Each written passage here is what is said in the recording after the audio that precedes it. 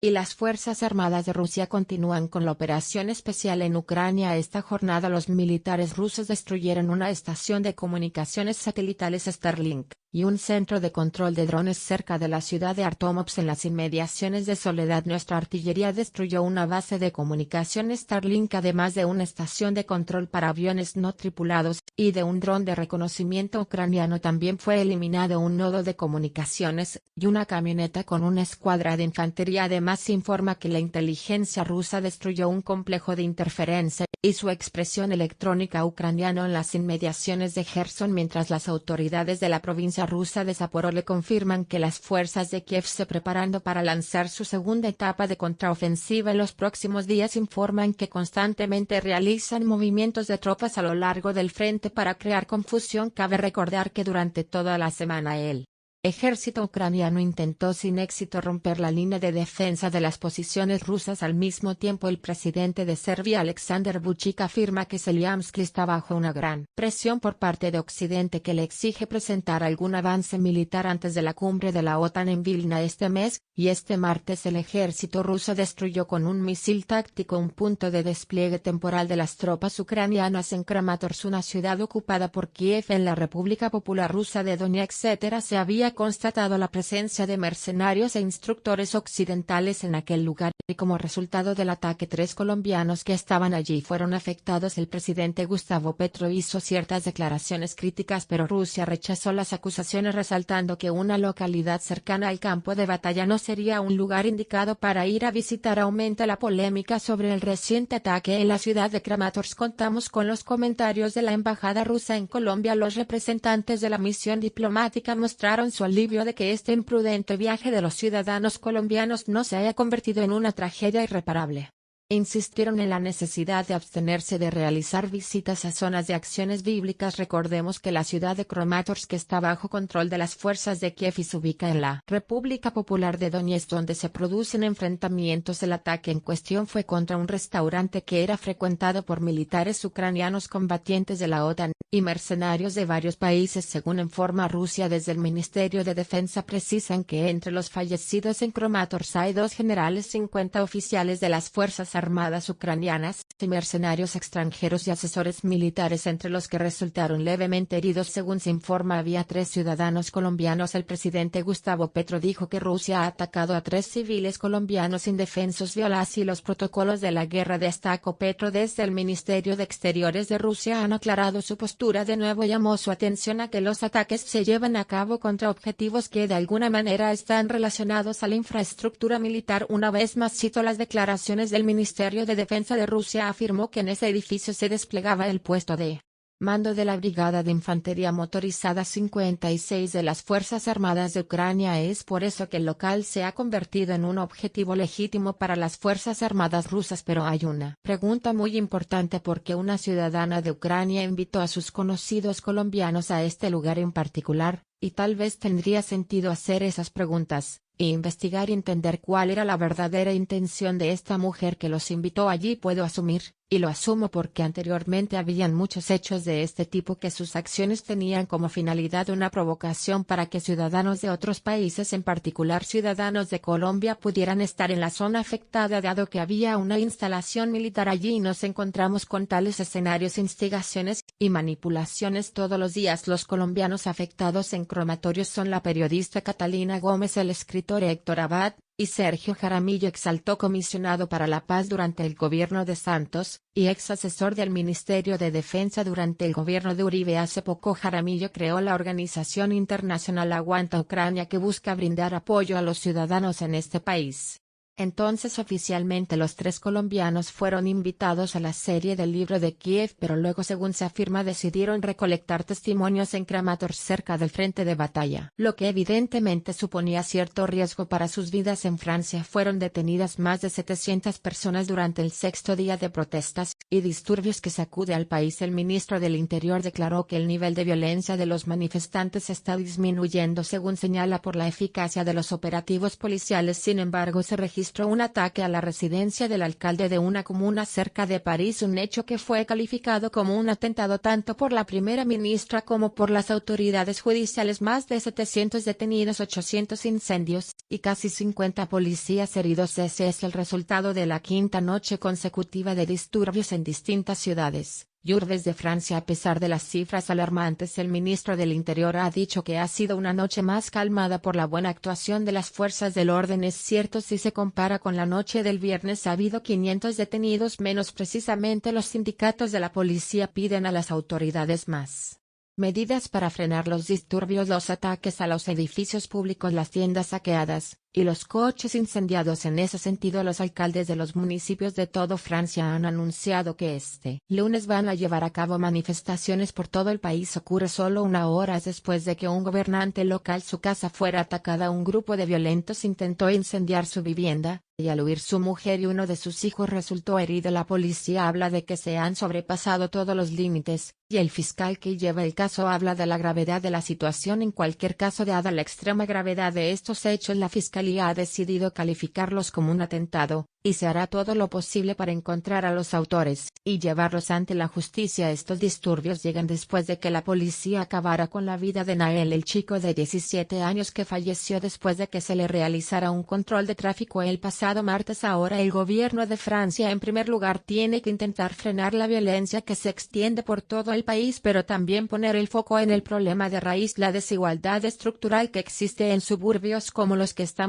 y resolver la falta de identidad de millones de inmigrantes que viven aquí en Francia. Esta semana la agencia rusa Rosatom y la empresa estatal Yacimientos de Litio Bolivianos suscribieron un convenio sobre explotación y producción industrial de litio en el territorio de la nación sudamericana. El presidente Luis Arce celebró el acuerdo, y destacó que no permitirá que los temas políticos interfieran con los intereses económicos de la población, que los temas políticos dañen la economía de las y los bolivianos. Vamos a continuar trabajando por darles esa certeza a la economía boliviana, y por lo tanto a la población, de que aquí hay un gobierno que trabaja por la economía boliviana, y aquí están los resultados que hoy presentamos de manera clara a Bolivia, y al mundo entero, porque seguramente hoy nos está viendo el mundo actual. Según estimaciones, anualmente se extraerán unas 25.000 toneladas de este mineral, lo que equivaldría al 4% de la producción mundial. Se calcula que las inversiones en el proyecto superarían los $600 millones. Y el embajador ruso en La Paz señaló que este apretón de manos entre los dos países llevará sus relaciones a un nuevo nivel. A su vez, Franklin Molina Ortiz, ministro de Hidrocarburos y Energías de Bolivia, destacó que la cooperación con Moscú en el ámbito de la explotación de recursos se basa en el respeto mutuo a la soberanía, y estos nuevos convenios se suscriben en el marco de este modelo social económico productivo que consiste en aprovechar nuestros recursos naturales para el beneficio de las bolivianas y de los bolivianos, y sin duda bajo un modelo de negocios soberano para el país donde ILV es el propietario 100% de los recursos, y también 100% en la cadena de la comercialización. Sin duda manifestamos una vez más este logro importante, y son muy buenas noticias para nuestro país, donde el Estado boliviano juega un rol protagónico en la administración de los recursos naturales y estratégicos de nuestro país. Y en Brasil, el Tribunal Superior Electoral aprobó por mayoría de votos la moción para inhabilitar por 8 años al expresidente Jair Bolsonaro. 5 de los 7 jueces del organismo se expresaron a favor de la medida, aunque el candidato a la vicepresidencia en la fórmula, el general Walter Braga Neto, fue absuelto. El exmandatario fue acusado de abuso de poder y uso indebido de los medios de comunicación para deslegitimar públicamente el sistema electoral, y de esta manera Bolsonaro no podrá postularse para ningún cargo hasta el año 2030. Se convierte en el primer expresidente de la historia del país en ser inhabilitado políticamente por 8 años acusado de abuso de poder. El exmandatario fue condenado por el Tribunal Superior Electoral, el TSE, con 5 votos a favor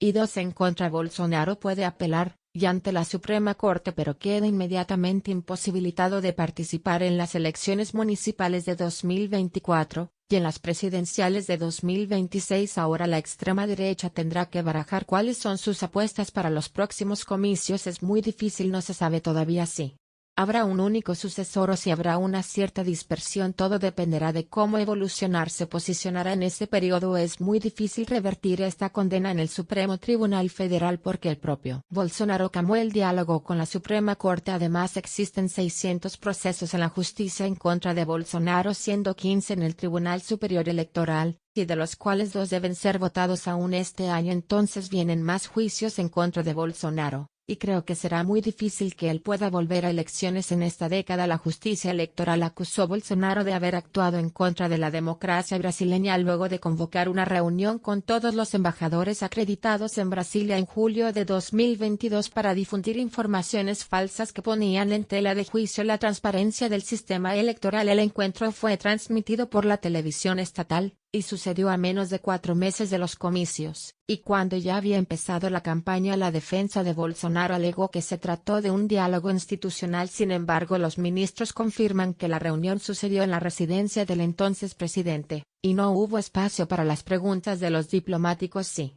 En un discurso que se trataba del proceso electoral de 2022, el entonces presidente mencionó las Fuerzas Armadas 18 veces, siempre con una percepción mencionada sobre su rol en la Comisión de Transparencia del proceso electoral. En más de una vez Bolsonaro invocó su posición como comandante en jefe de las Fuerzas Armadas para reiterar que no aceptaría un supuesto fraude electoral. La palabra democracia fue mencionada 4 veces durante su discurso, y en ninguno de los momentos fue un valor asociado a la realidad del proceso electoral. Luego de la decisión, Bolsonaro declaró que debe dialogar con sus abogados, y volvió a denunciar que fue víctima de una injusticia. Un día que será emblemático para mí, al igual que lo fue en el 2018 cuando me dieron una cuchillada de frente, y ahora sufrí una puñalada en la espalda por el Tribunal Superior Electoral. Quien fue atacado no fui solo yo. Fuera democracia. La inhabilitación política del expresidente fue uno de los tópicos más comentados en las redes sociales durante la última semana. Para los líderes del oficialismo, la condena sirve de ejemplo para toda la extrema derecha de que la disputa política se da en el marco del proceso democrático.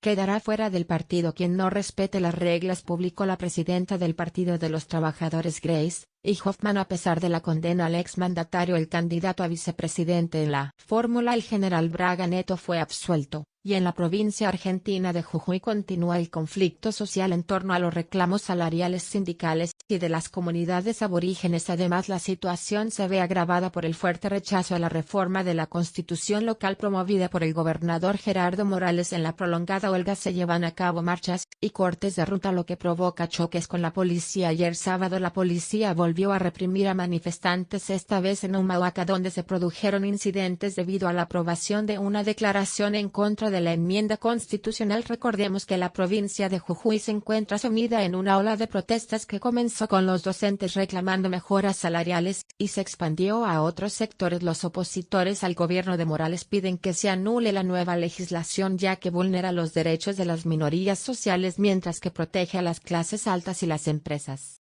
extranjeras. Las comunidades indígenas defienden sus tierras, y no esperaban esta represión policial ellos, y ellas tienen una idea de que están haciendo un reclamo totalmente justo. Recordemos que es un reclamo que está legitimado no solamente por las leyes nacionales argentinas, sino por leyes internacionales que no solamente tienen que ver con la garantía del derecho a la protesta, sino que además están defendiendo sus territorios, sus formas de vida, están defendiendo la naturaleza contra la explotación y la contaminación. Entonces toda la comunidad, en los días que sufrieron la represión, se encontraban en los bloqueos, en los cortes de rutas, y no esperaban que la policía y la infantería les dispare balas de goma, le dispare gases lacrimógenos, les pegue, sobre todo a las ancianas de las comunidades indígenas que se encontraban delante de la policía. El presidente argentino Alberto Fernández recibió esta semana a representantes de las comunidades indígenas jujeñas, quienes le pidieron que intervenga para derogar la reforma de la constitución local impulsada por el gobernador de la provincia, y anteriormente ya se le había solicitado a la justicia federal que investigara la represión en Jujuy.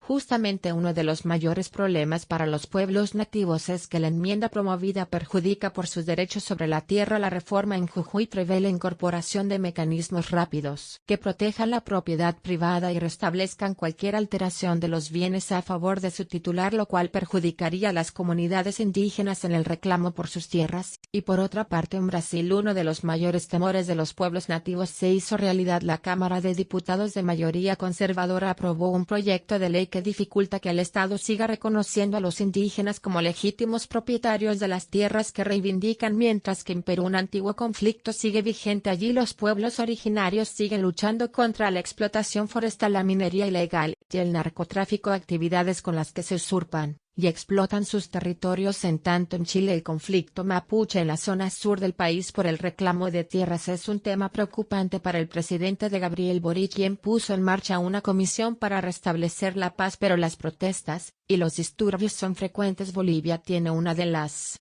legislaciones más progresistas de la región respecto a los pueblos indígenas, pero aún así hay conflictos por el derecho a la tierra, y choques con el sector agroindustrial. Por último, en América Latina en general, aproximadamente el 17% de las tierras está en manos de las comunidades nativas o afrodescendientes, pero en los últimos tiempos el avance de estos pueblos hacia el reconocimiento de sus territorios se ha ralentizado.